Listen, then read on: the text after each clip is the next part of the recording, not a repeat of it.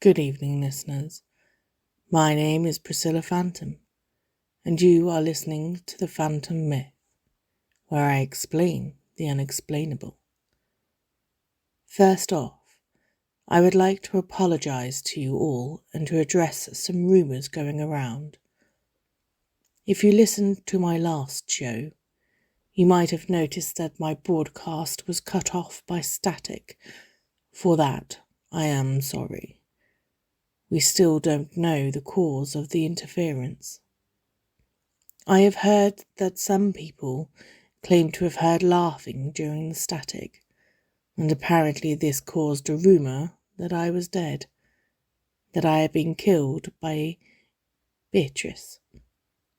But as you can hear, I am certainly not dead, and I assure you that I have not seen her, although she has, at this point, still evaded the police. Another rumour I have heard was that Mary Underwood was killed by Beatrice. Now, I am afraid to say that she is dead.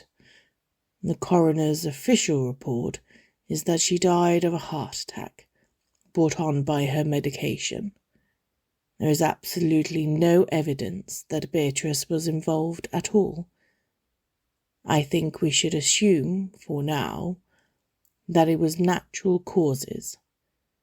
Mary Underwood, God rest her soul, was 93 after all.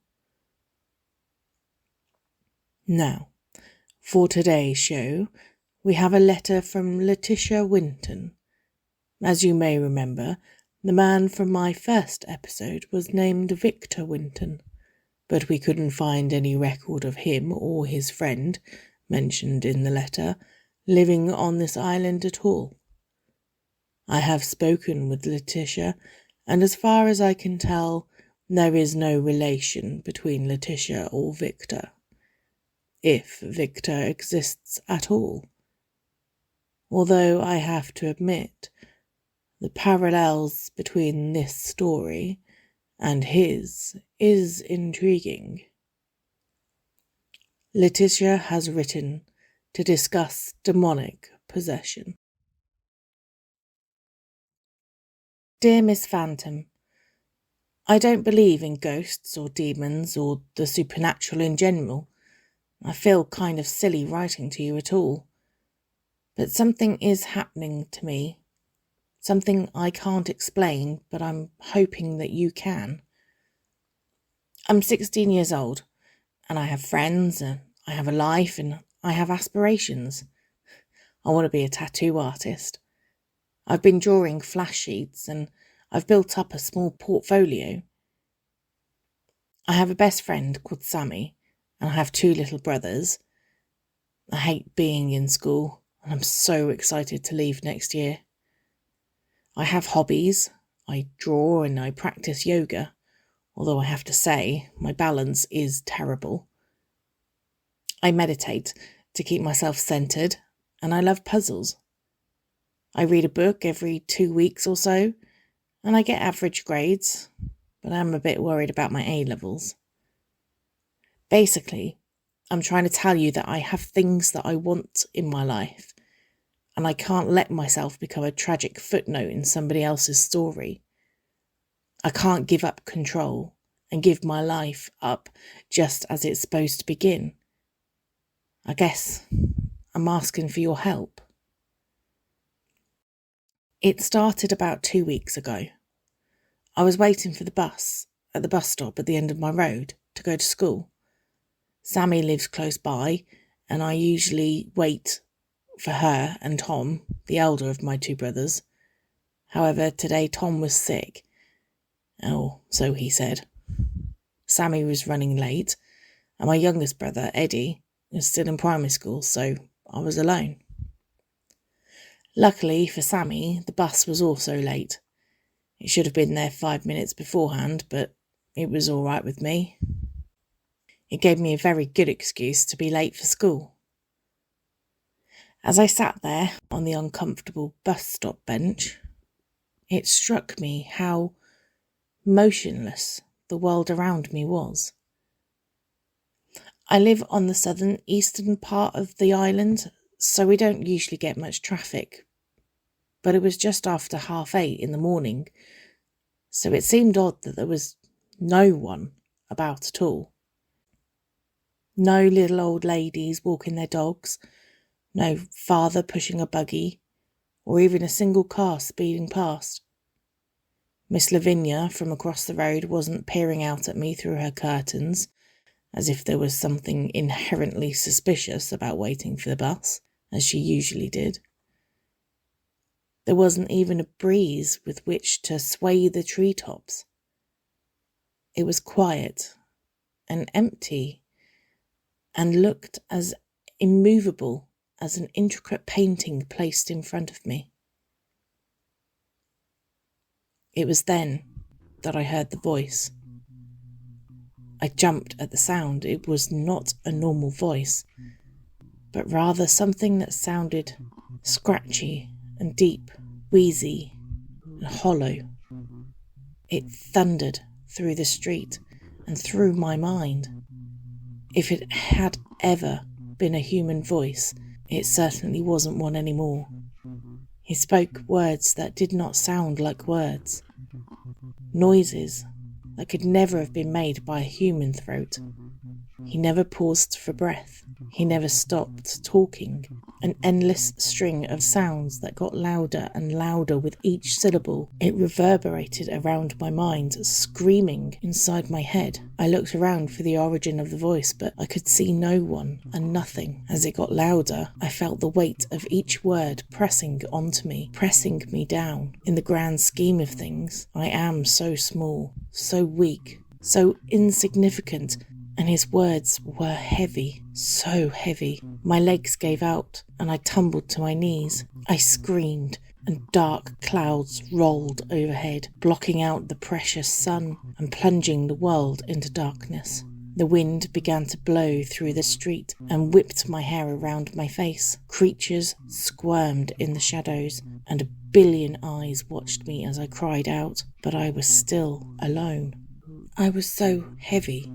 I couldn't walk, I couldn't stand, I couldn't crawl. And that horrible, horrible voice kept talking. Each word weighed more than I could bear. And beyond it all, I could hear a scream, a shrill noise that sounded alien to my ears. I glanced up. My head weighed so much that I could barely hold it against the pressure. But I looked up.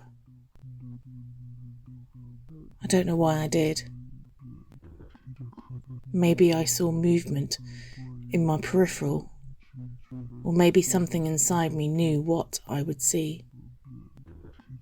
The house next to Miss Lavinia's stood before me. It was an old, creepy place that had been abandoned for longer than I could remember. I ran my eyes up to the small circular window built into what was probably the attic, and I saw a man standing in the window. He smiled, but the smile held no joy. It was the blank smile of somebody not quite behind the polite expression. He looked so utterly indifferent. His clothes were loose and torn, but his face looked familiar. So familiar that I felt I knew him. And then my world went dark, and I fell into the sweet, blissful serenity found in the lack of a consciousness. I must have only been gone a moment. I awoke to a sharp sting across my face as my head was jerked violently to the left, and my best friend, Sammy, screaming at me. "What?" I had asked her, annoyed at being so rudely woken. She asked if I was okay, and I think I made some sarcastic comment about the pavement looking like such a wonderful place to take a nap. This seemed to calm Sammy down a little bit. I think she knew if I was still making jokes, it couldn't be all that bad. She did insist that I go to the doctor, but I told her I was fine, that I was just tired. She looked at me like I was insane, and I pretended not to notice. I just told her I was fine, that I felt fine. The bus turned up then, which cut off the conversation as we boarded. We sat down. I mentioned this idea I had for a silly video game about alpacas that we had come up with.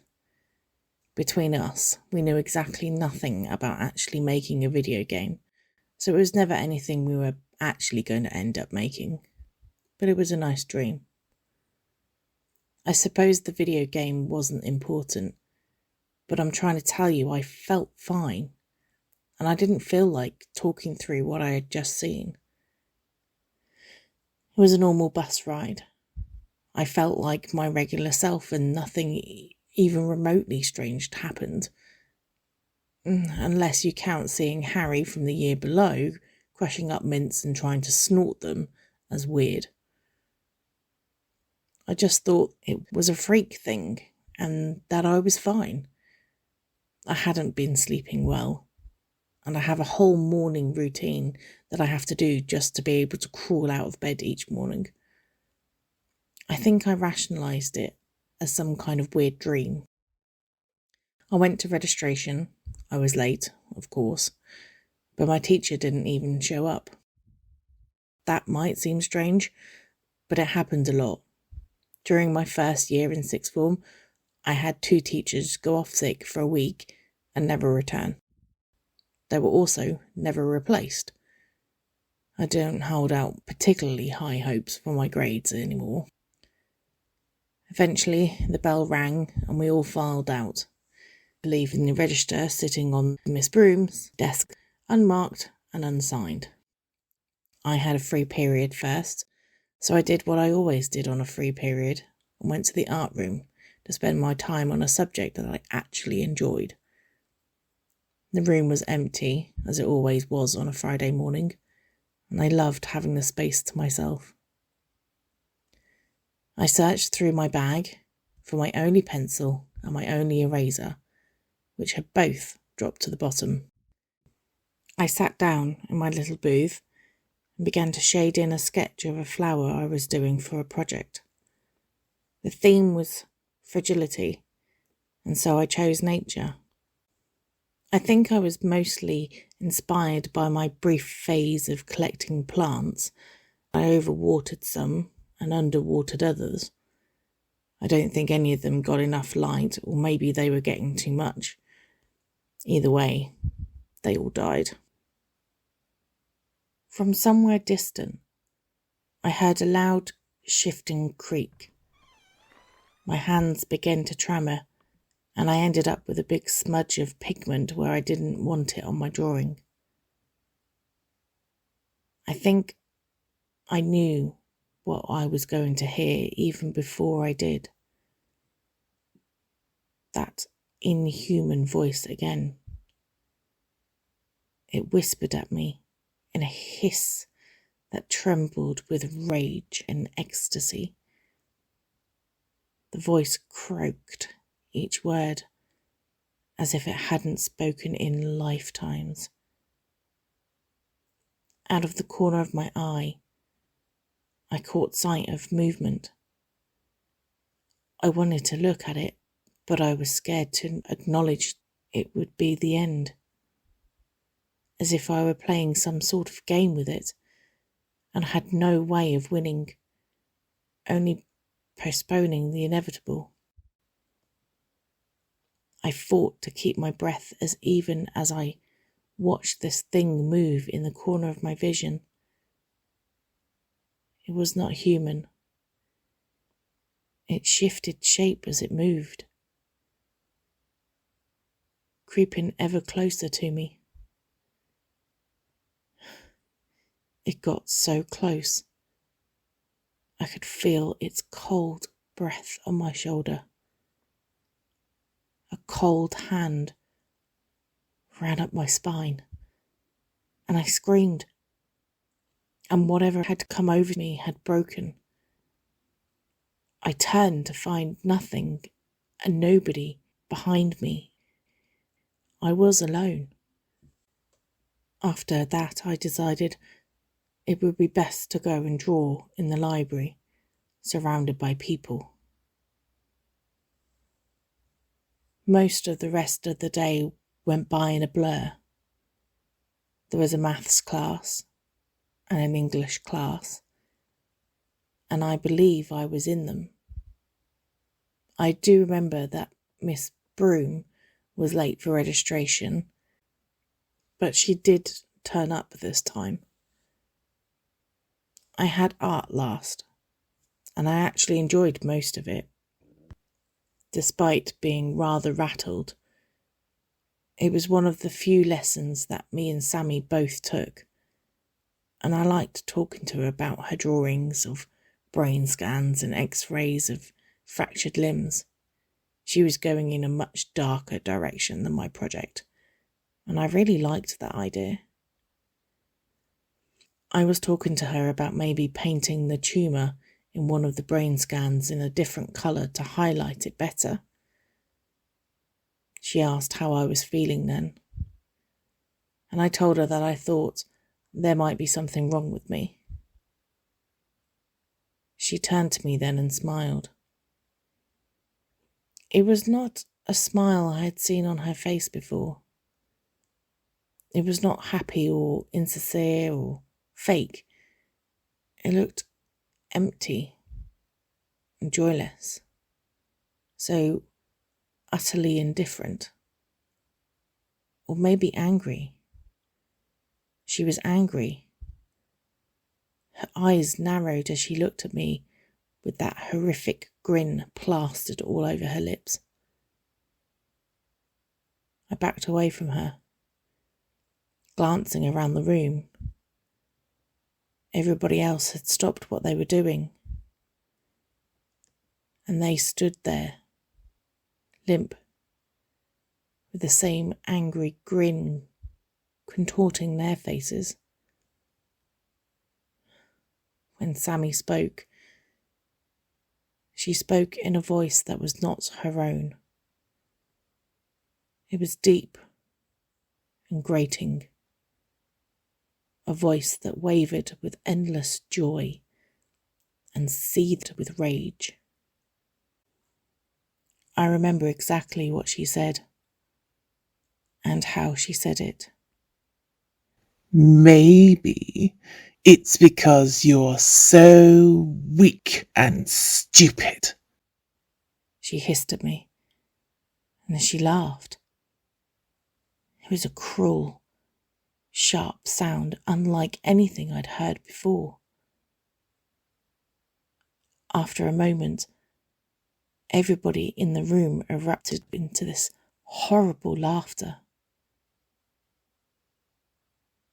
I pressed myself against the wall, too scared to move, too scared to run.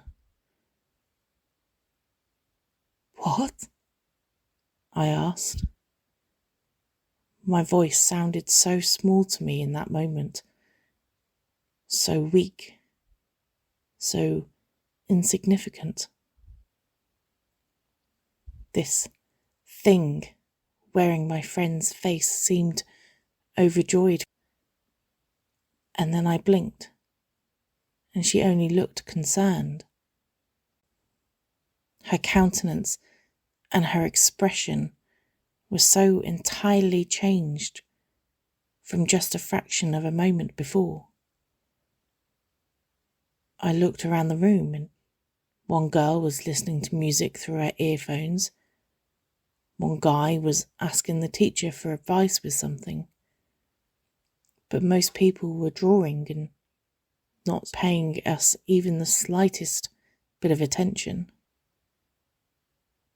I said maybe you should go to the doctor, she told me in a voice I knew oh so well. Oh, I said feebly. I think I tried to regain my cool by telling her that if there was something wrong with my brain, she could draw my scan. She gave me a courteous laugh, but I think she could see that I was shaken. We didn't talk for the rest of the class. I focused on drawing and tried to put the memory out of my mind. On the bus, she insisted again that I see a doctor. I promised her that I would talk to my mum about it, and that was the end of the conversation. I could tell that she was worried, and I think she could tell I was scared. But we had nothing comforting to say to one another, so we stayed silent. When I reached my house, she hugged me, and we said goodbye to one another. Sammy lived around the corner, so she started walking as I unlocked the front door. I heard Tom stage whisper, "Hello," to me as I came in. "Hey," I yelled back, and he shushed me. My dad works night shifts, so he slept throughout the day. It had been weeks since I had seen him when he wasn't just getting up or just about to go to sleep. I wandered straight through into the kitchen and opened the cupboard over the sink and took out a small glass. I was just about to place it down on the counter when I don't know what happened exactly. One minute it was in my hand over the worktop, and the next it was laying in shards on the floor. It must have made a noise. I heard my brother yell to ask what the sound was. I simply told him it was nothing and cleared it away as quickly as I could before heading to my room. As the only daughter, I had my own room, but somehow it never seemed as big as it should, as if it was cluttered when I had only just tidied, as if it was filled to the brim with stuff when, in actuality, I had very few belongings and kept it immaculately clean. I sat down on my bed, the sunlight streaming through the window, and the next thing I knew it was dark. I had turned my bedside lamp on. I don't remember turning the light on, but it was. I glanced down at my white polo shirt and noticed a smear of red on the hem. I tried to wipe it away, but it only made it worse. And then I noticed my hands. They were red too, smothered in blood. As I sat there and I looked at my hands, and I felt nothing. I stood up and looked in the mirror. My face had spots of red smattered across it. I felt nothing. Not curious as how this came to be. Not scared or panicking or angry or happy or sad. Just nothing. My eyes landed upon my sketchbook. I teared out a page, and now I sit here writing. I don't know what I did or why this is happening, but I'm writing to you to ask you for help. I think I need some help. I don't think a doctor or a therapist would help. I need. And that's it. The letter ends there. The page is ripped and there are red smudges all over the paper. I did take this to the police after making a photocopy, but the lab work has not come back yet, I will keep you, our dear listeners, updated. I also did stop by Miss Winton's house. She was the only person there. She now claims she's fine, that it was simply a dream. I did note that she didn't seem to want to talk to me and asked me to leave as soon as I arrived. I have to admit that I was only too obliged, but when I said that I was going, she smiled at me in a way that I think was supposed to be kind. I have never seen a person smile like that before. I do not think that anything supernatural has happened here, but I don't think Letitia is well.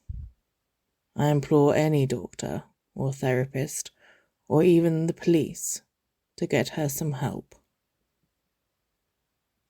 I know this is not a comforting note to leave on, dear listeners, but I hope as you all sleep well nonetheless.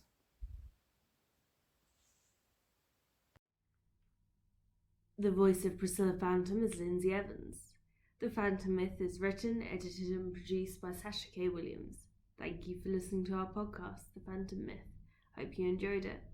Please remember that we are not liable for any nightmares brought on by this podcast. Have a good day. Not great, not bad, just good. Also, if you did enjoy this podcast, you can donate to our PayPal page just to help us keep making it. This is the last episode I can fit on Podbean without deleting any or upgrading it, which is one of the things we need money for. If you do donate £1 or more to the podcast, I'll thank you at the end of the next show. Again, I hope you enjoyed it, and you'll hear from us in 2 weeks with episode 7 Siren Song. Thank you so much.